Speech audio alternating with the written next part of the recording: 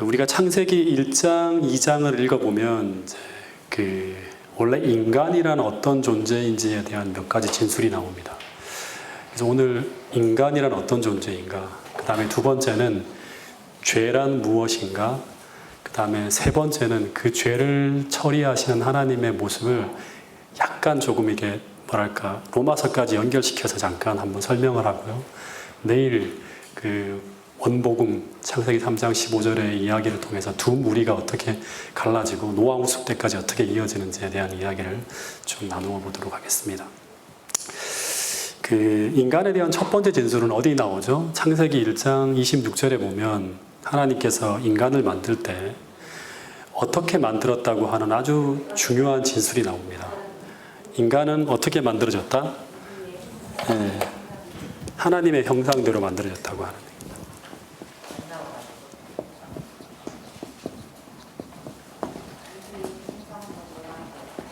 네. 흙으로 만들어졌지만 동물도 인간도 다 흙으로 만들어졌죠. 그죠? 하지만 인간이 특별히 다른 점은 인간은 하나님의 형상대로 창조된 존재라고 하는 거예요. 이 하나님의 형상이라고 할 때 이 형상이라고 하는 단어는 히브리어로 첼렘이라고 하는 단어를 사용하는데, 이 말은 인간의 마음과 감정과 외모가 전부 하나님을 모델로 해서 만들어졌다고 하는 진술입니다. 이 말은 쉽게 말하면 이런 말이에요. 인간은 하나님의 마음과 하나님의 뜻과 하나님의 생각을 깨닫고 이해할 수 있는 존재라는 말이에요. 근데 이 말이 오늘 우리에게 무엇을 말하는 것일까? 생각을 해야겠죠. 왜 이런 진술이 있을까? 자꾸 생각을 해서 하나님에 대해서 찾아야 돼요. 왜 하나님은 인간을 하나님의 형상으로 창조했을까요? 이 이야기는 정말 중요한 메시지를 오늘 우리에게 주고 있습니다. 이 말은 하나님은 인간을 만들 때 우리를 어떤 도구로 이용하기 위해 만드신 것이 아니라, 하나님은 인간이 하나님의 마음을 이해하고 하나님의 감정을 느끼며 하나님과 대화하며 교제할 수 있는 존재로 만들었다고 하는 거예요. 네. 하나님과 교제가 가능한 존재예요. 네. 이게 바로 인간이에요, 인간. 네. 이것이 하나님이 우리를 하나님의 형상대로 창조했다는 진술 속에 담겨 있는 굉장히 중요한 의미입니다. 오래전에 제가 동작중앙교회에서 한 청년과 침례 공부를 하고 있었는데, 그 청년이 공부 도중에 제게 이런 질문을 합니다. 목사님, 하나님은 왜 인간을 만드셨나요? 라는 질문이었어요.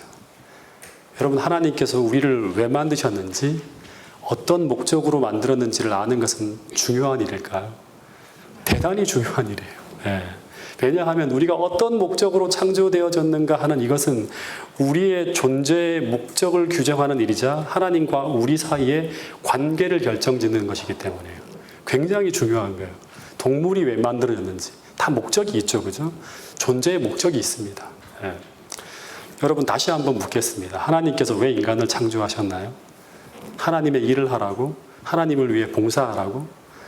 만약 하나님께서 인간을 이런 도구적 목적으로 창조하셨다면 하나님은 굳이 인간을 하나님의 형상대로 만들 필요가 없어요. 그냥 뭐로 만들면 되죠? 로봇으로 만들면 돼요, 로봇으로. 네. 그리고 또 하나, 만약 우리가 그러한 목적으로 창조되었다면 인간이 죄로 망가졌을 때 하나님은 절대로 인간을 구원하기 위해서 당신의 아들을 십자가에 달려 돌아가시게 하지 않았을 것이라고 하는 거예요. 왜냐하면 만일 우리가 그런 도구적 존재였다면 하나님은 망가진 것을 그냥 버리면 돼요. 똑같은 것을 새 것으로 만들면 되는 겁니다. 근데 성경을 보면 하나님께서 그렇게 하지 않으셨다고 하는 거예요. 하나님은 우리가 잃어버린 바 되었을 때 하나님께서는 우리를 포기할 수가 없어서 하나님의 아들이 돌아가시는 엄청난 일을 통해서 우리를 다시 구원하려고 하셨다고 하는 거예요. 근데 이것이 바로 우리가 처음 창조될 때 우리라는 존재가 하나님에게 어떤 존재였는지를 보여주고 있는 것이에요. 그러니까 이 하나님의 형상이라고 하는, 형상대로 창조됐다고 하는 이 이야기는 인간이 어마어마하게 귀한 존재로 만들어졌다고 하는 거예요. 여러분, 창세기 1장과 2장의 진술을 보면 하나님께서 인간을 만드실 때 그 모든 것들이 다 누구를 위해 만들어지고 있어요? 인간을 위해서. 네. 그래서 하나님이 보시기에 좋았더라, 좋았더라 하면서 계속 그런 말을 하고 있는 거예요.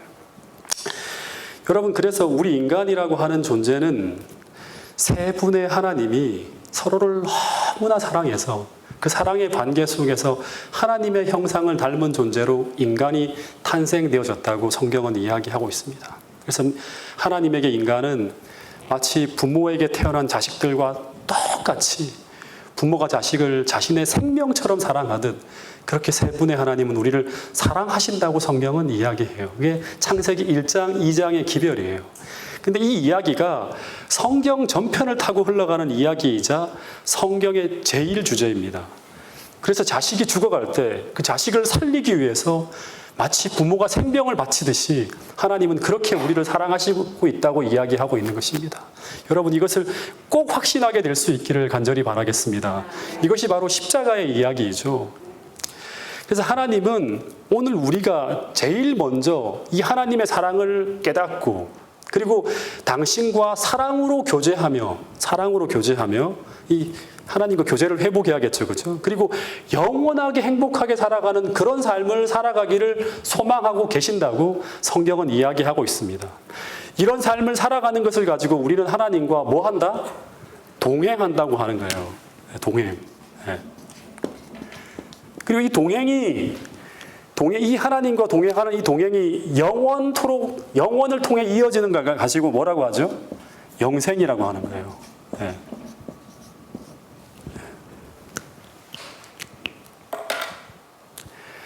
여러분, 그래서 우리가 하나님의 형상을 회복해야 되는 이유는 뭔가 하면 바로 이런 이유 때문이라고 하는 거예요. 그것은 바로 우리가 하나님과 잃어버린 교제를 다시금 회복하여 그 하늘에서 영원히 행복하게 살기 위해서 우리는 어떻게 해야 된다? 하나님의 형상을 회복해야 된다고 하는 거예요. 성령께서 지금도 여러분의 마음속에 역사하셔서 하나님의 깊은 뜻을 깨닫고 이해하며 하나님과 교제가 가능한 그런 상태로 회복되기 위해서 끝없이 여러분 안에 역사하고 있다는 사실을 꼭 깨닫게 될 수 있기를 간절히 바라겠습니다. 첫 번째, 인간은 하나님의 형상대로 창조되어졌고 하나님과 교제하기 위한 존재로 만들어졌다. 이것이 바로 성경에서 말하는 인간이란 어떤 존재인가에 대한 물음에 대한 첫 번째 답입니다. 그리고 두 번째, 창세기 2장을 읽어보면 인간이란 원래 어떤 존재인지에 대한 두 번째 중요한 진술이 나와요. 두 번째는 선악과와 생명과에 대한 이야기가 나오는데요.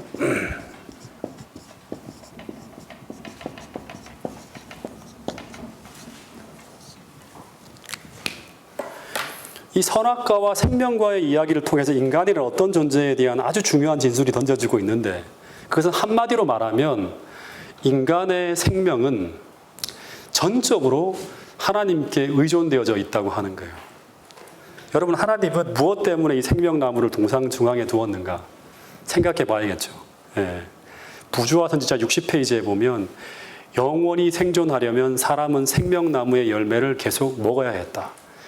이것을 박탈당하면 그의 활력은 점차로 사라져서 마침내 생명이 소멸될 것이었다라는 글이 적혀 있습니다. 여러분, 인간은 매달 하나님이 계신 그분의 보좌 앞으로 나가서 그 생명과를 받아 먹음으로 말미암아 영생하도록 존재하게 창조되었다고 하는 것입니다. 그래서 이 생명나무를 통해서 우리가 또 하나 기억해야 될 것은 뭔가 하면 인간은 자동으로 영생하도록 창조되어진 존재가 아니라고 하는 거예요. 인간은 이 생명과를 계속 먹어야지만 영원히 생존할 수 있도록 창조되어진 존재라고 하는 것입니다. 하나님은 스스로 영생하시는 분이지만 인간은 하나님이 주시는 생명과를 매달 먹어야 영생할 수 있는 존재였어요. 그러니까 인간의 영생은 무조건적이 아니라 어떻다? 조건적이라고 하는 거예요. 근데 그 생명과를 매달 먹을 수 있는 조건은 뭔가요? 단 하나였어요. 바로 동산 중앙에 두신 또 하나의 나무인 선악을 알게 하는 나무의 실과를 하나님께서 명하신 대로 따먹지 않는 것, 순종하는 것, 이것이 바로 뭔가 하면 영생의 조건이었다고 하는 것입니다. 그래서 이 동산 중앙에 있는 이 선악과와 생명과는 어떻게 보면 하나의 언약이자 하나의 율법이었습니다. 너가 순종하면 너에게 영생을 주겠다는 하나의 언약이자 아담과 하와가 그 하나님의 명령에 순종함으로 지켜야 되는 하나의 율법이라고 하는 거예요. 그래서 사람은 하나님이 창조하신 자녀이고, 그리고 하나님과 관계를 맺고 하나님으로부터 오는 생명을 받아 존재하도록 창조되어진 존재입니다. 그래서 사람은 결코 하나님과 분리되어져서는 살 수 없고 독립해서는 살 수 없는 거예요.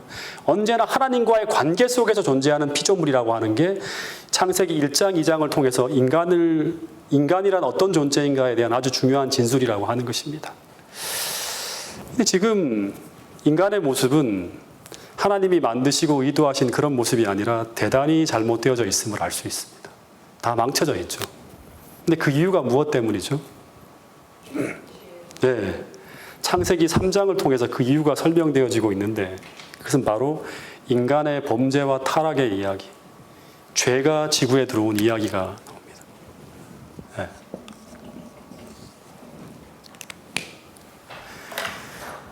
근데 그런 고상하고 하나님의 형상대로 창조되어진 인간이 왜 죄를 짓고 타락하게 되었는가?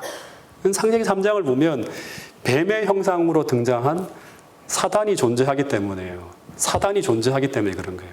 근데 사단이란 어떤 존재인가? 조금 나가야 될 분량이 있기 때문에 그냥 제가 설명을 할게요. 이사야 14장 12절부터 14절에 보면 사단이라고 하는 존재는 이런 마음을 품고 살아가는 존재라고 합니다. 이사야 14장 12절부터 14절에 보면 사단은 원래 하나님에 의해 창조된 광명한 천사인데, 그 존재의 마음속에 이런 마음이 품기면서 사단이 되었다고 해요. 그 마음이 어떤 마음인가 하면, 어떤 마음이죠? 자신을 하나님의 보좌에까지 끌어올리고 하나님에게 비기려고 하는 생각을 품고 있는 존재였어요. 근데 이 마음을 돌이키지 못했을 때 그 광명한 천사가 사단으로 변해버리게 되었다고 합니다. 근데 이 진술은 한마디로 하면 사단이라고 하는 존재는요, 자신의 삶의 보좌에서 하나님을 끌어내리고 대신 그 자리를 자신이 차지한 존재라고 하는 거예요. 근데 이런 모습은 오늘날 거듭나지 못하고 살아가는 모든 인간들의 모습이에요. 네. 그죠? 우리 마음은 하나님이 계셔야 될 성전이에요, 원래. 근데 그 하나님이 계셔야 될 그 마음의 자리에서 하나님을 끌어내리고 대신 그 자리를 자신이 차지한 존재, 이게 바로 뭔가 하면 사단이에요. 네. 그래서 사단은 피조물이면서도 하나님으로부터 독립하여 살겠다고 하는 독립선언을 한 존재예요. 쉽게 말하면.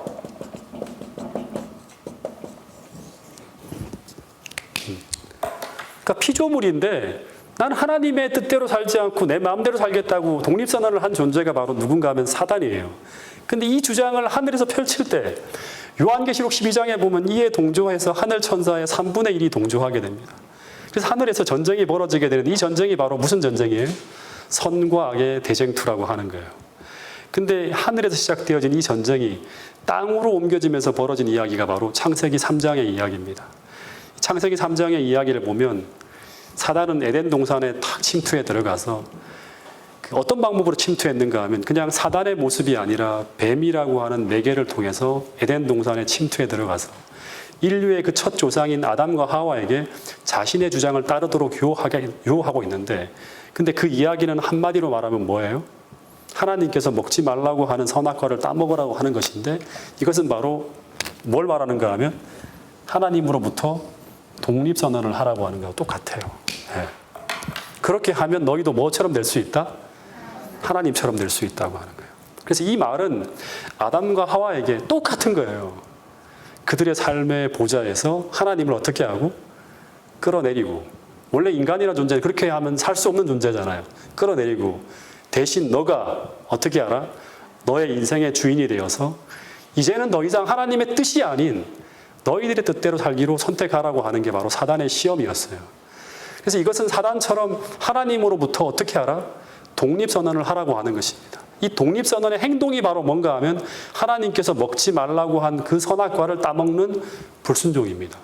그래서 여러분 여기서 또 하나 우리가 중요하게 창세기를 통해서 우리가 깨달아야 될 중요한 것 중에 하나가 뭔가 하면 죄란 무엇인가 하는 거예요. 죄란 무엇인가?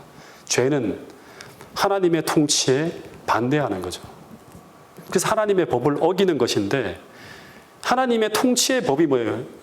통치의 법이 하나님의 율법이잖아요. 그죠? 당시에는 선악과를 따먹지 말라고 하는 거예요. 이 법을 어기는 것인데 그것은 한마디로 말하면 인간이 하나님을 향해서 분리되어 살기로 결심하고 독립선언을 하는 거예요. 예. 근데 인간은 하나님으로부터 분리되어서는 존재할 수 없는 존재로 창조되어진 것이죠. 원래 그렇게 만들어진 거예요. 그래서 죄의 삭은 무엇이다? 사망이다. 이렇게 오는 거예요. 죄의 삭은 왜 사망이 되는 거예요? 원래 그렇게 살 수 없도록 되어 있는데 사단에게 속은 거예요. 그래서 죄의 삭이 사망이라고 하는 율법이 창세기에 이런 스토리를 통해서 다 만들어지는 거예요. 그래서 이 독립선언의 결과, 인간은 하나님의 원가지에서 떨어져 나가는 순간 아담과 하와는 스스로의 선택에 의해서 자신들을 하나님의 생명으로부터 분리시키면서 첫 번째 경험하게 되는 게 뭔가 하면 죽음이죠. 죄의 삭은 사망이니까. 두 번째는 지구에서의 왕권과 통치권을 상실하게 됩니다.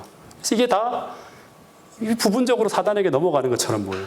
세 번째는 그 분리의 결과로 하나님과의 이 교제의 기쁨이 사라지면서 그들은 불행해지는 거예요. 예. 인간은 하나님과의 교제하는 가운데서 오는 기쁨을 느끼며 살아야 돼요. 이걸 다 잃어버리니까 인간이 어떻게 됩니까, 이제? 세속적인 기쁨을 찾아가는 거예요.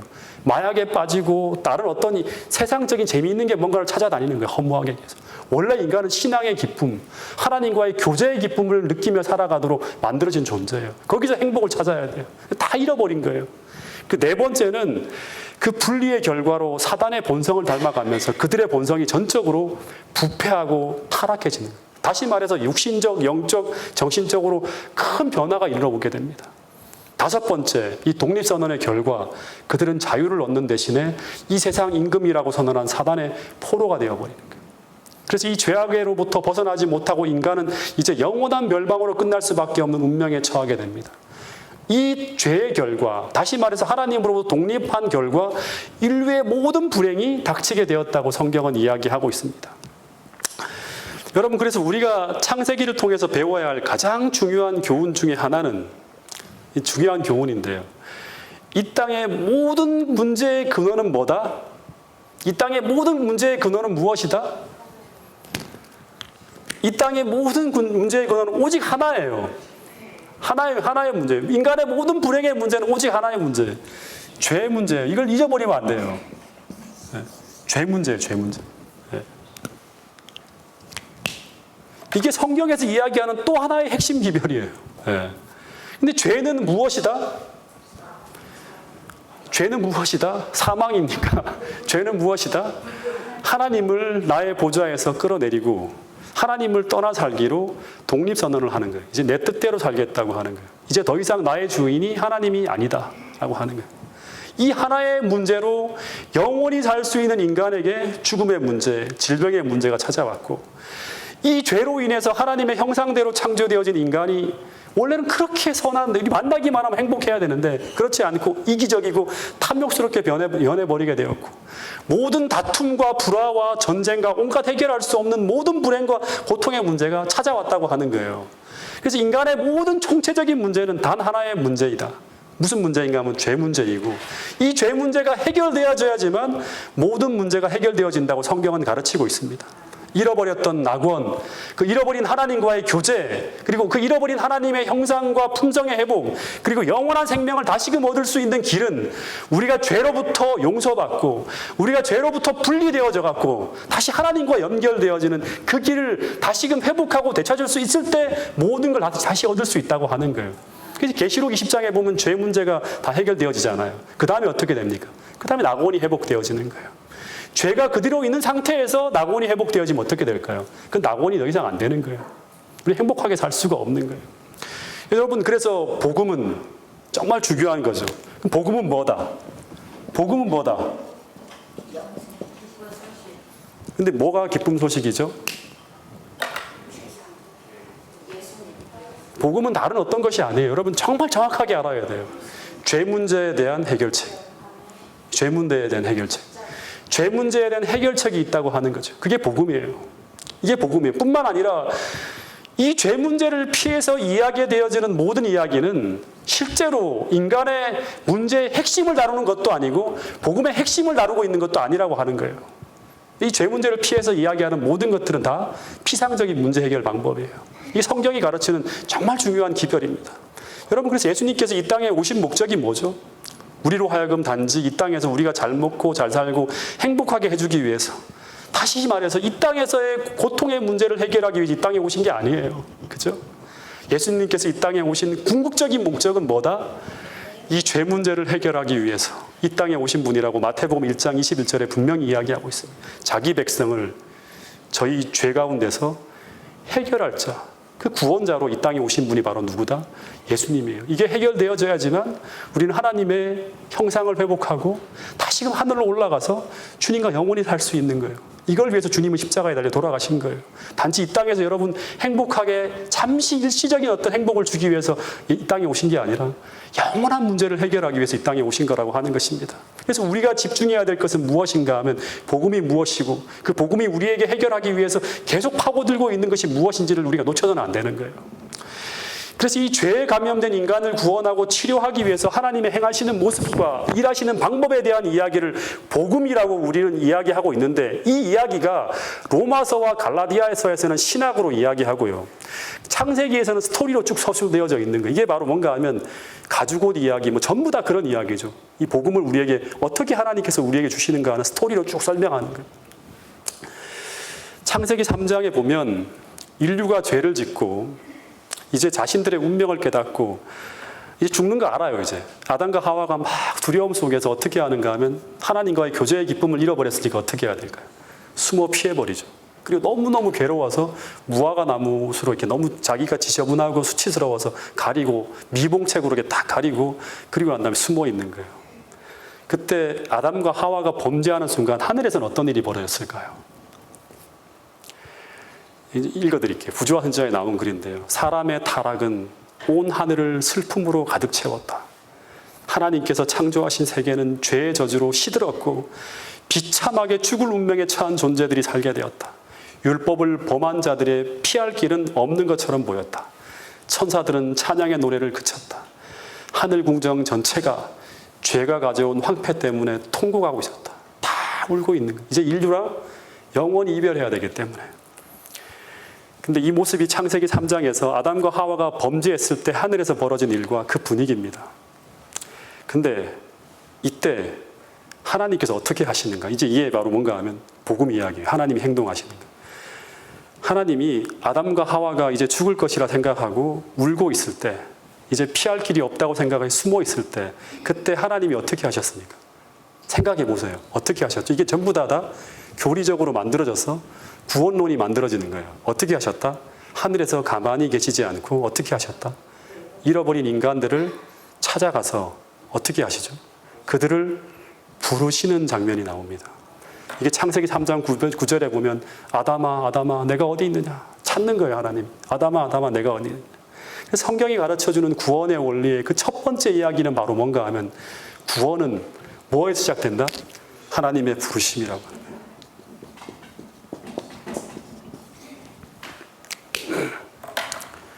이것은 구원에 있어서 굉장히 중요하고 힘 있는 메시지를 우리에게 전하고 있는데, 가끔씩 우리는 어떤 생각을 하는가 하면 하나님이 우리를 사랑하시기 전에 우리가 뭔가 하나님을 위해 일을 하지 않으면, 다시 말해서 뭔가 기여하지 않으면 안 된다는 생각을 합니다. 그래서 하나님 앞에 나가려면 하나님께서 감동을 받을 만큼 어떤 선행을 하거나 정성을 보여야지만 하나님께서 나에게 감동을 받고 그리고 나를 받아주시고 나를 축복해 주실 것이라는 이런 생각을 갖고 살아가는 사람들이 많이 있다고 하는 거예요. 근데 우리를 향한 하나님의 구원의 시작은 우리 안에 하나님을 향한 변화나 개선이 아니라 먼저는 하나님께서 우리를 찾아 나서는 이 하나님의 우리를 향한 무엇에서부터 시작되었다? 부르심에서 시작되었다고 하는 사실이에요. 여러분, 하나님이 아담과 하와가 죄를 지었을 때 하나님은 그 아담과 하와가 죄를 회개하고 당신 앞으로 나올 때까지 기다리지 않으셨다고 하는 사실을 우리는 기억해야 돼요. 이게 바로 뭔가 하면 누가복음 15장에 등장하는 잃은 양의 비유, 전부 이런 얘기죠. 그죠? 잃어버린 동전의 비유, 그리고 탕자의 비유, 전부 다 창세기 3장에 나오는 하나님의 모습을 그대로 다 비유를 통해 표현하고 있는 거예요. 여러분, 옛날에 제가 조지 나이트 박사가 쓴 그 로마서의 이제 이야기를 보니까 거기 이런 말이 나오더라고요. 어떤 한 남자가 그 자기 와이프한테 이렇게 이제 잘못을 했어요. 그래서 좀 바람을 피웠어요. 그래서 남편이, 이 와이프가 도저히 용서할 수 없다고 생각하고 멀리 떠나가 버렸어요. 이렇게 해도 저렇게 해도 와이프가 이 마음을 돌이키지 않는 거예요. 그래서 어떻게 하는가 하면 미국에서 뭐 하여튼 100몇 킬로 되는 그 먼 길을 이 뉴스 토픽으로 나왔대요. 기어서 그 와이프가 있는 데까지 찾아가서 이제 내가 당신을 위해서 이렇게까지 희생하고 헌신하니 나를 받아주세요라고 표현을 했대요. 그랬더니 이 와이프가 어떻게 하는가, 그걸 감동을 받고 그 사람을 다시금 용서해줬다고 하는 이야기가 나온다고 하는. 근데 많은 사람들이 생각하기를 우리 하나님의 우리 인간을 용서하시는 모습을 이렇게 착각하고 살아가는 사람들이 되게 많다고 하는 거예요. 근데 성경엔 전혀 그런 얘기를 하고 있지 않아요. 로마서에 보면 아직 우리 인간이 죄인 되었을 때 어떻게 하셨죠? 먼저 하나님께서 우리 인간을 구원하기 위한 액션을 취하셨는데 그게 바로 뭔가 하면 예수님께서 우리 인간을 위해 돌아가시는 거예요. 그래서 하나님께서 이 인간을 향한 하나님의 구원의 첫 번째 단계, 이 하나님의 부르심을 바울은 뭐라고 표현하는가 하면 은혜라고 표현을 해요. 은혜. 이 은혜에서 구원이 시작되었다고 하는 거예요. 이 은혜에서. 이 은혜라는 것은 뭔가 하면 하나님께서 인간이 회개하기 전에, 스스로 돌이키기 전에 먼저 인간을 구원하기 위한 모든 계획을 마련하시고 하나님이 인간을 부르고 있는 거예요. 여러분을 부르고 있는 거예요. 쫓아가는 거예요. 예. 그게 사도 바울이 에베소서 2장 8절에서 이렇게 표현하고 있죠. 같이 한번 볼까요? 이 말씀은요. 에베소 2장 8절 말씀입니다.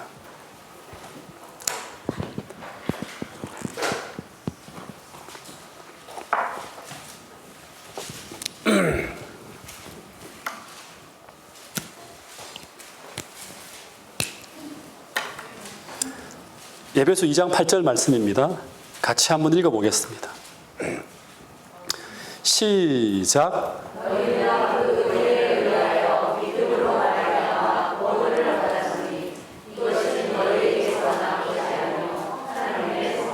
네, 첫 번째 시작이, 구원의 첫 번째 시작이 뭐냐면 믿음으로 말미암아가 아니에요. 그죠? 믿음으로 말미암아가 아니에요. 무엇을 믿어야 되는가? 그 시작이 뭐냐면 그 은혜를 인하여라고 하는 거예요. 은혜를 인하여. 예. 그 하나님이 만들어 주신 그 구원의 그 풍성한 선물, 이거를 다 하나님께서 만들어 주신 것을 어떻게 한다? 우리가 믿음으로 받아들이고 무로 말미암아 그 다음에 이제 구원을 받게 된다고 하는 거예요. 그럼 이제 중요한 것, 이제 몇 가지를 좀 더 살펴볼게요. 하나님께서 우리를 위해 베풀어 놓으신 이 구원의 선물을 우리가 어떻게 받을 수 있을까? 어떻게 받을 수 있을까요? 이것은 바로 이 나를 부르시는 그 하나님의 사랑의 음성을 듣게 될 때, 아담과 하와가 들었죠, 그죠? 그 부르심에 어떻게 하는 것? 우리가 의지적으로 해요. 중요한 게 의지적으로 해요. 우리의 의지가 있어야 돼요. 의지적으로 반응하는 것. 그러니까 하나님이 우리를 부르시면서 손을 내밀었을 때 그 부르심에 우리가 의지적으로 반응해서 그걸 붙잡는 것. 이것을 가지고 성경에서는 뭐라고 말하는가 하면 믿음이라고 말해요. 믿음. 예. 그리고 이 믿음의 반응의 결과가 무엇이다? 구원이라고 하는 거예요. 그래서 가죽옷이 입혀지는 거예요. 이제 이 이야기는 내일 제가 좀 설명을 좀 해드리도록 할게요. 그래서 이 믿음으로 말미암아 구원을 얻는 그 첫 단계에서 이 믿음으로 말미암아 그 벌어지는 세 가지 일이 성경에 있다고 얘기해요. 우리가 믿음을 정말 나타내는가? 하나님께 진짜 우리가 정말 믿음으로 그걸 하나님이 베푸신 그 구원의 선물을 받아들이는가? 이건 죄 문제 같이 우리가 연결해서 깊이 생각해야 될 세 가지 것이 있어요. 이걸 잘 생각하지 않는 경우들이 많아요. 그래서 우리가 실제로 구원을 받았는지 못 받았는지, 나는 진짜 믿음으로 살아가는지 아닌지 헷갈릴 때가 참 많아요. 믿음으로 우리가 하나님의 그 구원의 선물을 붙잡을 때, 믿음으로 반응할 때 우리에게 나타나는 첫 번째 모습은 바로 뭔가 하면 자복과 굴복이에요. 자복과 굴복. 이제 정로의 계단에 보면 자세하게 나오거든요.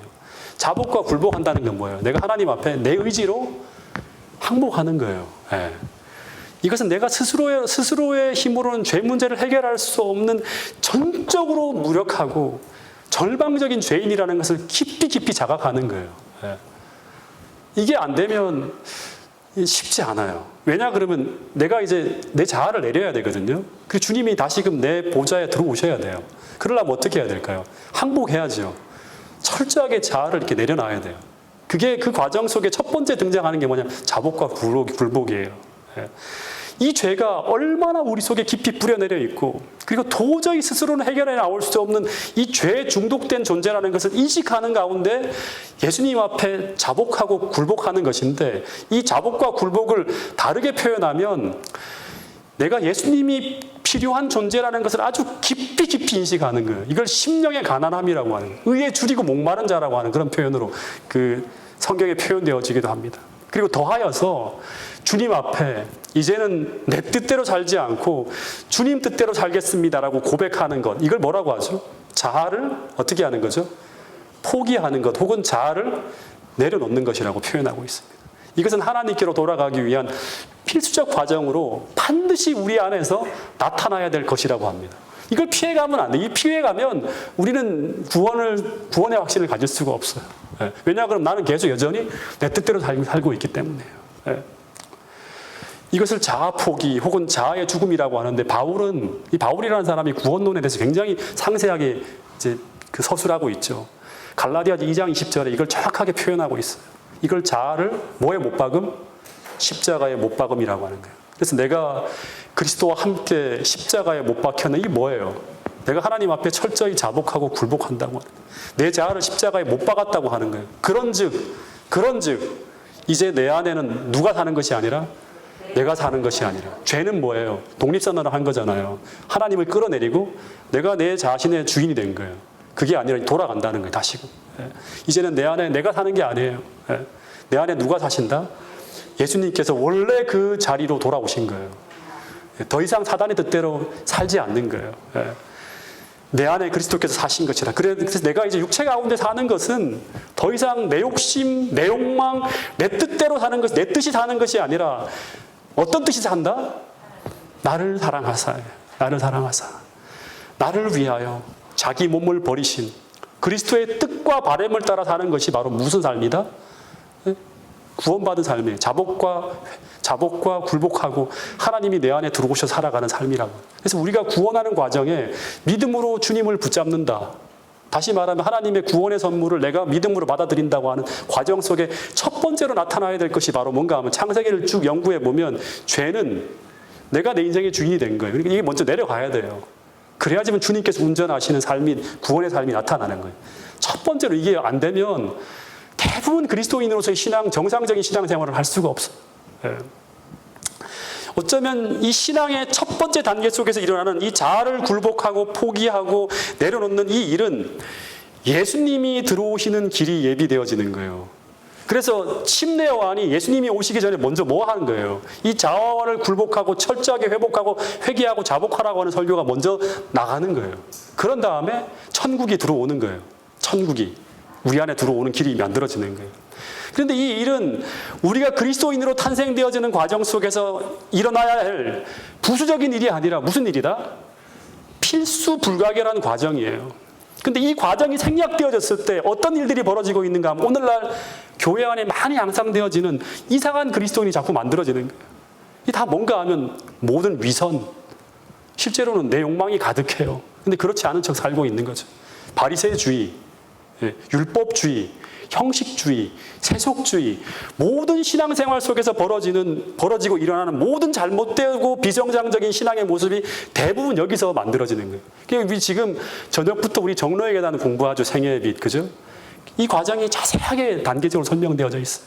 근데 하나하나가 건너뛰는 일이 아니라 참 좋은 글이다 하는 게 아니라 우리가 반드시 받아들이고 이 과정에 충실하게 따라가야 될 정말 중요한 어떤 과정들이 담겨 있다고 하는 것입니다. 여러분, 오늘 우리가 그리스도인이라고 하면서도 예수님이 아닌 여전히 나의 자아가, 이 자아가 나의 마음의 보좌에 앉아서 내 인생을 그리스도의 뜻이 아닌 내 뜻과 내 욕망대로 운전하고 있다면 그 사람의 주인은 자기 자신이지 그리스도께서 그 사람의 주인이 아닌 거예요. 구주라고 말하는 건 아니죠. 내가 내 인생의 주인인데. 비록 우리가 쓰러지고 넘어지고 한다 할지라도 회개하면서 우리가 자복하고 계속 하나님 앞에 나가는 사람들이 바로 어떤 사람인가 하면 정상적인 그리스도인이에요. 투쟁을 해야 되는 거예요. 여러분, 다시 말합니다. 그리스도인은, 다시 말하면 복음을 받아들인 사람은 어떤 사람이다? 내 뜻대로 사는 사람이 아니라 그리스도의 뜻대로 사는 사람이에요. 이걸 창세기 3장 15절에 자세하게 공부할 거예요. 두 종류의 신앙인이 만들어집니다.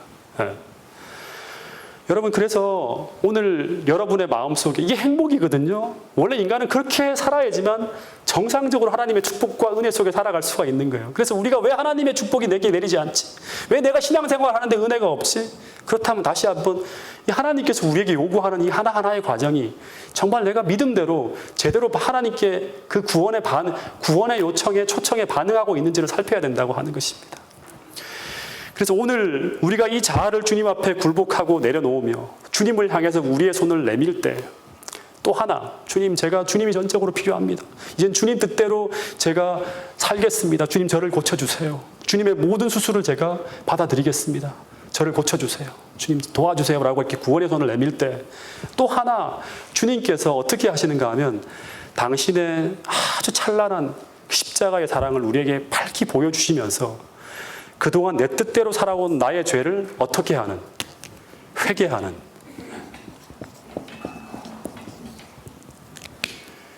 회개하는 참회의 과정을 우리를 인도하신다고 하는 거예요. 그래서 정로의 계단에 보면 이게 그 다음에 나와요. 자복과 굴복, 회개 이렇게 나와요. 그래서 우리가 믿음으로 그 하나님의 사랑의 부르심에 반응하여 그 앞에 나오게 될 때 첫 번째 자아를 굴복하게 되고 두 번째로는 이 동시에 일어나는 거예요. 바로 내가 죄인이라는 것을 깊이 느끼며 회개하는 거예요. 이 회개하는 거. 참되고 진실한 그리스도인이 되는 과정 속에서 정말 중요한 과정이 이 자아를 하나님 앞에 굴복하는 것과 또 하나는 뭔가 하면 진실하게 회개하는 거예요. 이 회개가 정말 진실하게 깊이 이루어져야지만 우리가 정말 진실한 그리스도인이 될 수 있는데 이 기초가 부실하게 되면 어떻게 되는가 하면 우리가 하나님을 경험하고 체험하는 부분들이 굉장히 피상적이 될 수 있어요. 왜냐 그러면 이게 바로 뭔가 하나님께로 돌아가는 거예요. 그러니까 온전하게 돌아가기 위해서 어떻게 해야 될까요? 철저하게 자복하고 회개해야겠죠. 여러분, 우리가 예수님을 만나기 전에 우리가 해야 될 정말 중요한 게 바로 뭔가 하면 하나님과의 관계를 온전히 회복하는 거예요. 재림교회 기별 중에 재림교회 교회에 보내는 마지막 시대의 기별 중에 라오디게아 교회에 보내는 기별과 또 하나가 뭐냐 그러면 우리 대속죄일이라고 우리가 지금 지성소 시대라고 하죠. 새천자의 기별을 얘기하는데 대속죄일이라고 하는 게 뭐예요? 회개하라고 하는 시대예요. 그렇죠? 라오디게아 교회에 보내는 기별의 핵심은 바로 뭔가 회개하라고 하는 거예요. 주님과의 온전한 관계를 회복하고 정말 내 인생의 주인이 내가 아니라 주님이 되어지고 그렇게 살지 못하는 것을 진실로 참회하면서 하나님 앞에 돌이키는 이 관계의 회복이 이루어져야지만 우리가 재림 준비를 확실하게 할 수 있는 거예요. 그런데 자복과 굴복, 회개라고 하는 것은 전부 다 우리 힘으로 할 수 있는 것입니까? 못하는 겁니까? 다 뭐로 이루어진다? 하나님의 은혜로 이루어지는 것이지만 하나 확실한 것은 뭐냐 그러면 이 정말 중요하게 이해를 해야 돼요. 그 모든 과정에 다 뭐가 필요하다? 우리의 의지적인 반응이 있어야 한다고 하는 거예요. 그래서 믿음으로 한다고 하는 건 뭐예요? 하나님의 손을 내미는 거예요. 우리의 신성과 인성이 같이 연합해서 그 과정을 이루어내는 거예요. 우리가 멍하니 있으면서 어떤 것도 우리의 의지를 표현하지 않으면 그거는 안 돼요. 그래서 이 하나님의 초청과 인도하심에 우리가 의지적으로 반응하며 따라가는 그것을 성경에서 뭐라고 한다? 믿음이라고 한다. 이게 자꾸 기억해야 돼요. 그래서 하나님의 모든 구속의 계획이 아무리 훌륭하고 아무리 완전하다 할지라도 만약 이 초청에 대한 인간의 합당한 의지적 반응이 없다면 그 계획은 아무 소용이 없는 거예요. 다 무용지물이 되는 거예요. 하나님이 완벽한 계획을 가지고 우리를 구원하기 위한 모든 것들을 다 마련해 놓으셨는데 우리가 거기에 의지적으로 반응하지 않으면 이 모든 계획이 어떻게 된다? 아무 소용이 없어진다고 하는 거예요.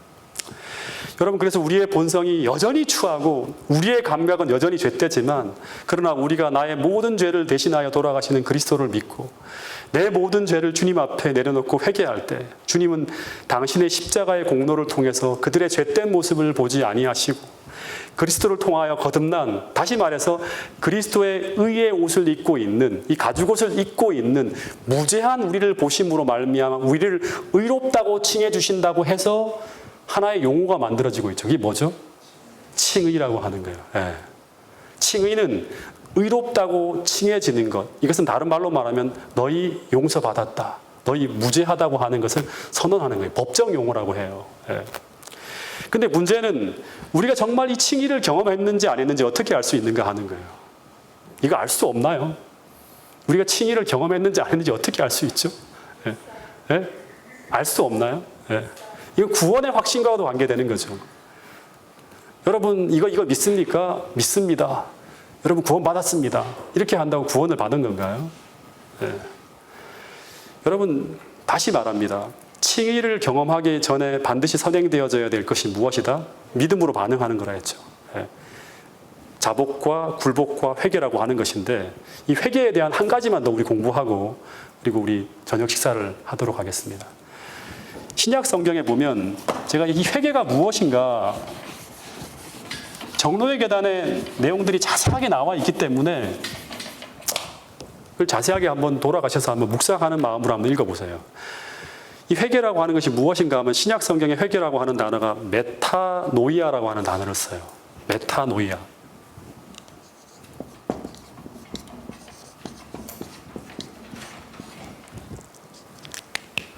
이 메타라고 하는 말은 뭔가 하면 이후라고 하는 거예요. 이후, 애프터, 이후라고 하는 거예요.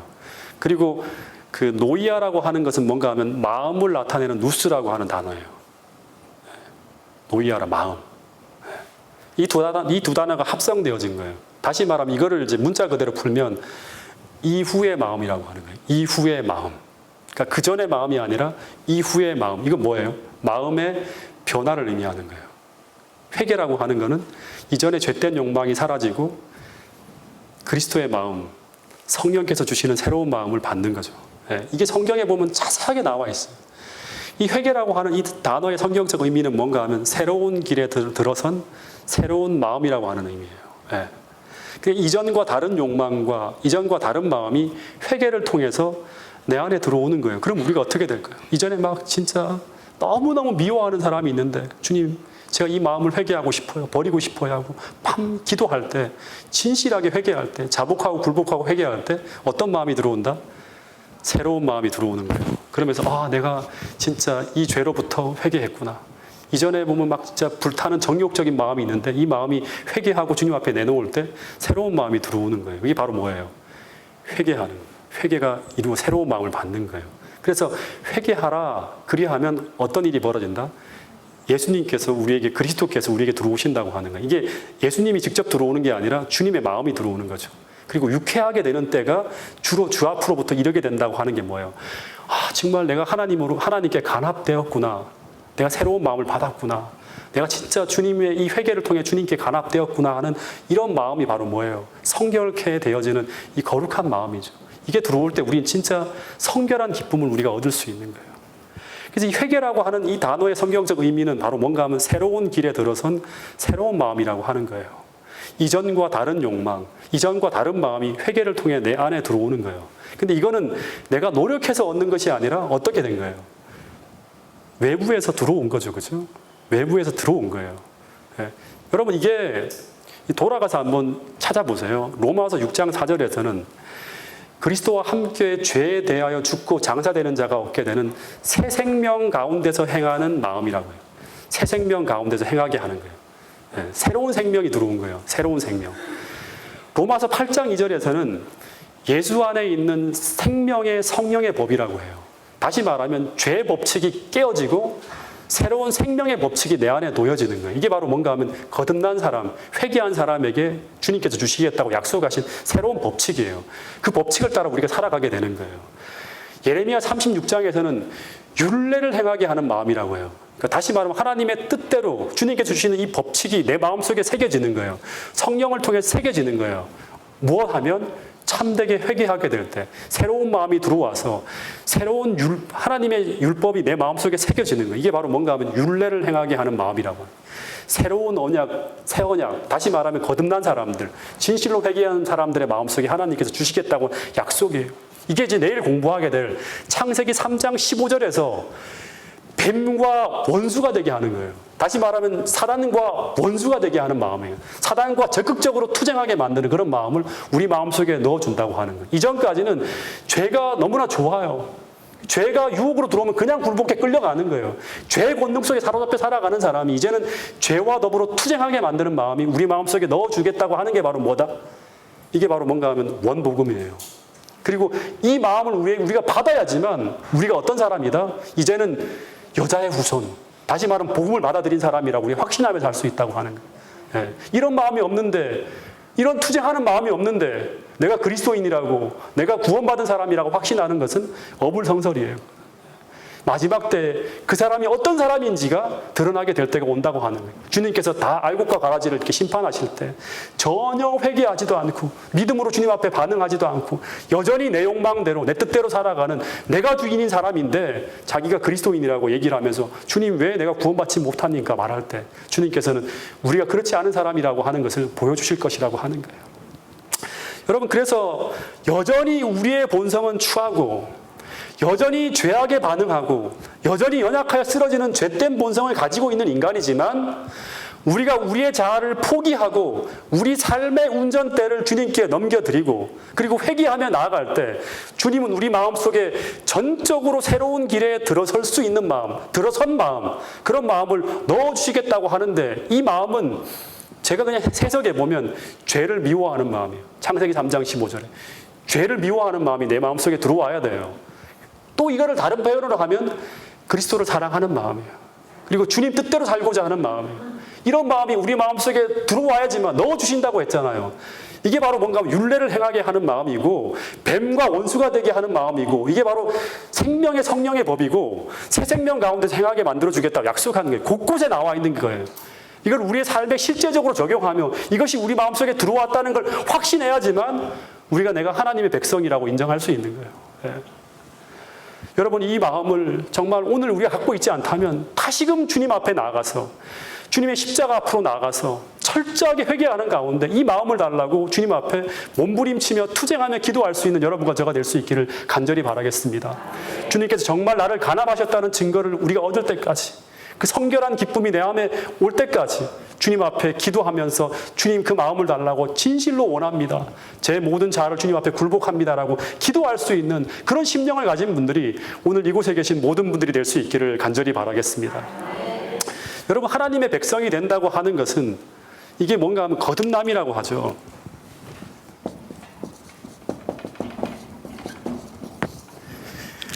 거듭난다고 하는 것은 한마디로 말하면 뭐예요? 다시 태어난다.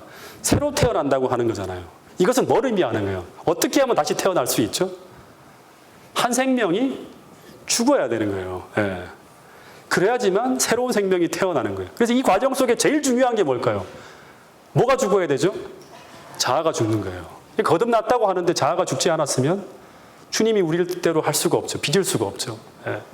그래서 믿음으로 말미암는 구원과 믿음으로 말미암아 살아가는 것, 그러니까 이 구원의 과정에서 가장 우리에게 걸림돌이 되는 게 뭔가 하면 자아예요, 자아. 예. 근데 이 우리가 믿음으로 말미암아 구원받는 것, 믿음으로 말미암아 살아가는 것, 주님께서 우리에게 새 생명을 주시기 위해서 언제나 하나님께서 우리를 재창조하시기 위해서 주님께서 우리에게 다가오실 때, 우리의 구원의 선물을 내미실 때 언제나 요구하는 것이 무엇인가 하면 이제는 너가 아니라 오직 그리스도. 이제는 내가 아니라 오직 그리스도. 다시 말하면 이제는 내가 아니라 오직 그리스도께서 내 안에 사는 삶을 요구하시는 거예요. 그래야지만 주님께서 우리를 운전할 수 있고 하나님의 뜻대로 우리가 살아갈 수 있도록 새로운 역사를 쓸 수 있는 거예요. 근데 이게 안 되니까 계속 이상한 역사가 만들어지는 거예요. 교회 안에서도 정상적인 그리스도인이 태어나지 않는 거예요. 그러니까 교회가 계속 문제가 생기는 거예요. 회심한 교인들이 자꾸 사라지는 거예요. 거듭난 사람, 참된 그리스도를 경험하는 정상적인 그리스도인, 복음을 받아들인 사람들이 자꾸 희귀해져가는 세상이 만들어지니까 이제는 정상적으로 살지 않는 사람들이 정상적인 그리스도인처럼 나타나는 그런 교회가 만들어지는 거예요. 그게 오늘날 모든 교회의 문제인 거예요. 예. 여러분, 오늘 여러분들이 이곳에서 정상적인 그리스도인이 받는 그 축복들, 그 은혜들을 반드시 이곳에서 누리고 돌아갈 수 있게 되기를 간절히 바라겠습니다. 그걸 경험하시고 그것이 어떤 것인지 이론이 아니라 실제의 삶을 통해서 설명하고 간증할 수 있는 그런 분들이 이곳에 계신 모든 분들이 될 수 있기를 간절히 바라겠습니다. 이런 믿음으로 살아가기로 결심하는 사람들에게 내려지는 선물이 무엇인가 하면 성령께서 우리 마음속에 내주하시며 우리에게 선물로 주시는 하나님의 의라고 하는 선물이에요. 하나님의 의. 하나님의 의의 반대가 뭘까요?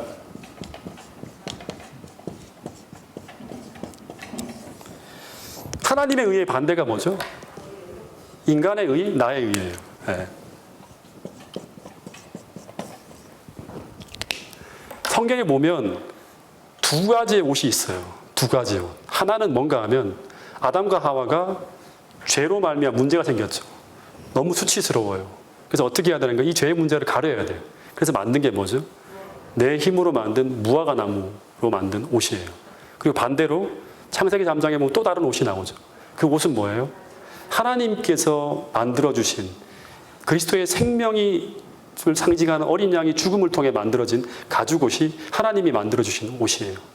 이 두 가지 옷을 입고 있는 사람들이 이제 나중에 보면 창세기 4장에 보면 아벨과 가인이라고 하는 사람으로 등장해 나옵니다.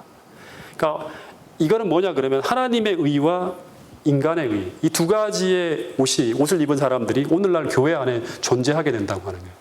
그래서 마지막 때 하늘나라 갈 때 이제 조사 심판을 하잖아요. 조사 심판을 할 때 그 표상적으로 보여주는 게 뭔가 하면 의복심사라고 하는 거예요. 마태복음 20장인가요? 나오죠. 임금이 이제 혼인잔치로 들어갈 사람들을 다 불러 모으고 난 다음에 그 다음에 의복심사를 하는데 그 사람이 어떤 옷을 입고 있는지를 보신다고 하는 거예요. 근데 그 의복심사의 핵심이 뭔가요?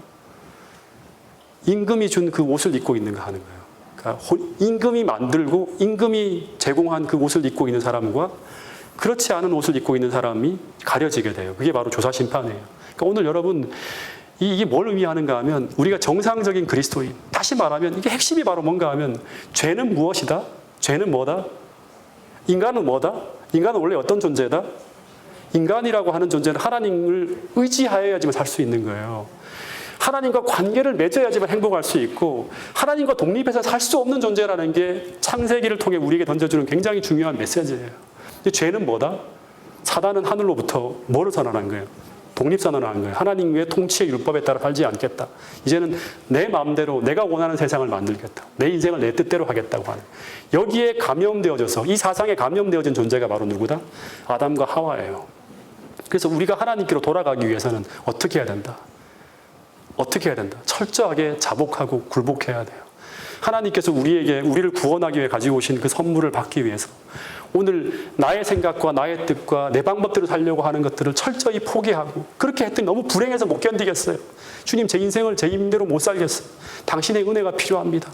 이제는 주님의 은혜 아래 살겠다고 고백하면서 주님 앞에 철저하게 내 방법과 내 계획을 다 내려놓고 주님의 뜻을 받아들이고 하나님의 복음을 받아들이고 주님께서 다시금 내 인생의 주인이 되어지는 그 사람에게 주님께서 어떻게 하시는가 하면 하나님의 의의 옷을 제공한다고 하는 거예요. 이것은 바로 뭔가 하면 칭의와 더불어서 성화까지를 포함하는 거예요. 주님께서 우리의 모든 마음속에 죄된 욕망을 몰아내 주시고 주님께서 이 땅에 사실 때 가지셨던 그 선한 마음과 그 성령의 마음을 우리 마음속에 생명의 성령의 법으로 기록해서 내 백성이라고 하는 것을 누가 보아도 확신할 수 있는, 확증할 수 있는 그것을 주시겠다고 하는 거예요. 그래서 구원의 확신을 가지고 살 수 있게 만들어 주신다고 하는 거예요. 이 마음을 매 아침마다 우리 받아야 돼요. 하나님, 저를 간합해 주세요. 주님, 정말 당신께서 나를 간합하셨다는 증거를 주세요. 그게 바로 뭔가 하면 우리가 죄와의 투쟁에서 승리하는 거예요. 회개하고 새로운 마음을 받아내는 거예요. 도저히 용서할 수 없는 사람을 우리가 무릎 꿇고 기도하는 가운데 주님 주시는 마음을 통해 받아내서 용서되어지게 만드는 거예요. 그런 과정들이 날마다 반복되어서 일어날 때 우리는 하나의 백성이라는 걸 확신할 수 있는 거예요. 여러분, 그렇게 살아감으로 말미암아 정말 주님께서 이 마지막 때 나의 백성은 바로 이런 사람들이라고 하는 것을 온 세상 앞에 드러내고 진리가 우리를 어떻게 거룩하게 하고 어떻게 자유롭게 하고 어떻게 평화롭게 할 수 있는지를 그걸 우리가 실제 삶을 통해 증명할 수 있는 그런 사람들이 오늘 여러분 모두가 될 수 있기를 간절히 바라면서 오늘 말씀을 줄이도록 하겠습니다. 하늘아버지, 창세기의 말씀을 통하여 오늘 우리에게 정말 필요한 기별들, 너무나 당연하고 너무나 확실하고 분명한데 우리가 참으로 등한히 했던 이 말씀들을 다시 한번 생각나게 하여 주시고 우리가 어떤 존재인지를 깨닫게 해주셔서 감사합니다. 주님, 정말 이제는 주님 앞에 참되게 돌아가기로 굳게 결심하는 저희들 모두가 될 수 있도록 도와주시옵소서. 주님 앞에 자복하고 굴복하게 하여 주시고 주님 뜻대로 살지 못하고 나의 욕망대로 살아갔던 그 모든 죄를 철저하게 회개하게 하여 주셔서 주님 성령을 체험하고 경험하는 것이 무엇인지를 우리가 실제적으로 우리의 마음속에 새로운 마음이 들어오는 것을 경험하고 체험함을 통하여 알게 하여 주시고 느끼게 하여 주시고, 주님, 우리가 정말 주님과 교제하며 행복하게 살 수 있는 그런 존재로 우리가 회복되어지게 하여 주시옵소서. 이 다니엘 빌리지에서 머무는 동안 주님, 정말 주님과의 교제의 기쁨이 충만한 신앙의 기쁨을 회복한 그러한 사람들로 거듭나게 하여 주시고, 신앙하는 것이 행복하다는 것을, 주 안에 기뻐하는 삶이 무엇이라고 하는 것을 우리가 이론이 아니라 실제의 삶을 통해서 경험하는 사람들이 오늘 우리 모두가 될 수 있도록 도와주시옵소서. 남은 모든 일정에도 주님 성령으로 충만케 하여 주셔서 내내 하나님께서 함께 하시는 것을 생생하게 경험하는 그런 시간이 될 수 있도록 축복해 주시옵기를 예수님 이름으로 기도드렸습니다. 아멘.